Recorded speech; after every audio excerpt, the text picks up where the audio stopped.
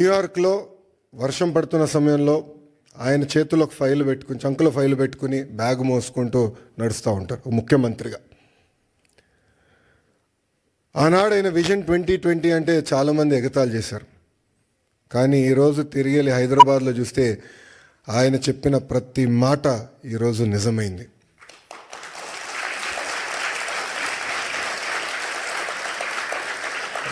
బాబు గారు 4వ సారి ముఖ్యమంత్రి అయ్యారు. కానీ రాము అన్నట్టు మా అందరికన్నా స్పీడ్. సో రాము అడిగాడు, అన్నా నువ్వు ఢిల్లీ ఫ్లైట్లో వస్తున్నావు అంటే, డోస్ నీకు జాలేరా, నేను వద్దా ఫ్లైట్లో, నేను బాంబే నుంచి వస్తానని చెప్పా. కరెక్ట్గా విఐపి లాంచ్లో దిగిన తర్వాత అడిగా రాముని, ఎలా ఉందిరా ఫ్లైట్ అంటే, అన్న పడింది నాకు అన్నాడు. అంటే చంద్రబాబు నాయుడు గారు ఒక సోర్స్ ఆఫ్ ఎనర్జీ. ఆయనకి చాలా అద్భుతమైన ఐడియాస్ ఉంటాయి. ఆ ఎనర్జీలో మనం ఎంత నింపుకుంటాం అనేది చాలా చాలా ఇంపార్టెంట్. కానీ ఒక్కసారి చంద్రబాబు నాయుడు గారి జీవిత చరిత్ర చూస్తే అనేక ఇబ్బందులు ఎదుర్కొని పైకి ఎదిగిన వ్యక్తి. కేవలం రాజకీయాల్లో కాదు, ఈజ్ అ సీరియల్ ఆంటర్‌ప్రెన్యూర్. ఇక్కడ చాలామందికి తెలియదు ఆ విషయం.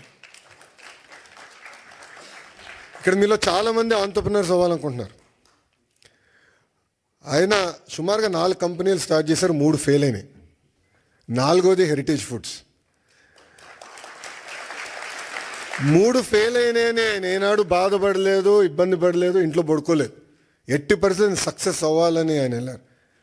రాజకీయాల్లో మనం చూసాం, ముఖ్యమంత్రిగా దేశం మొత్తం ఆయన వైపు చూసే విధంగా నాయకుడిగా ఆయన ఎదిగిన, రాజకీయాల్లో హైస్ ఉంటాయి, లోస్ ఉంటాయి. ఆయన ఎప్పుడూ ఆయన హైని లో ఎటు తీసుకున్నారు అట్టనే తీసుకున్నారు. వాస్తవంగా మాకు లోయెస్ట్ పాయింట్ బాబు గారిని అరెస్ట్ చేసినప్పుడు, బహుశా ఇక్కడున్న అందరికి కూడా అది మన జీవితంలో లోయెస్ట్ పాయింట్. నేనున్నాను అక్కడ, నేను చూసా ఆయన ఎక్కడ అధైర్యపడలా.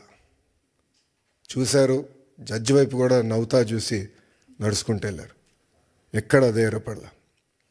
52 రోజులు ఆయన బంధిస్తే మేము వెళ్ళేవాళ్ళం ములాఖాత్కి. మళ్ళీ అక్కడ కూడా మాకు అక్షంతలు పడేది. మొత్తం ఆయన చదివేసేవారు డాక్యుమెంట్లు, నోటింగ్స్తో సహా మాకు చెప్పారు, ఇక్కడ మీరు వీక్గా ఉన్నారు, ఇక్కడ చూసుకోండి, ఇక్కడ జాగ్రత్తగా ఉండండి.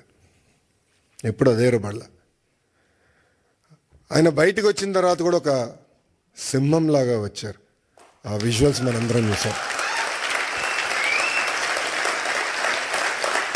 ఇది మీ అందరికి ఎందుకు చెప్తున్నానంటే, జీవిత ప్రయాణాల్లో మనందరం అనేక ఇబ్బందులు ఎదుర్కొంటాం. ఒక ఆంటర్‌ప్రెన్యూరల్ జర్నీ అవ్వచ్చు, పొలిటికల్ జర్నీ అవ్వచ్చు, మనందరం అనేక ఇబ్బందులు ఎదుర్కొంటాం. కానీ నమ్ముకున్న దానికోసం అహర్నిశలు కష్టపడితే మనం ఆశించింది, ఆలోచించింది సాధించగలుగుతామన్న నిజం స్వరూపం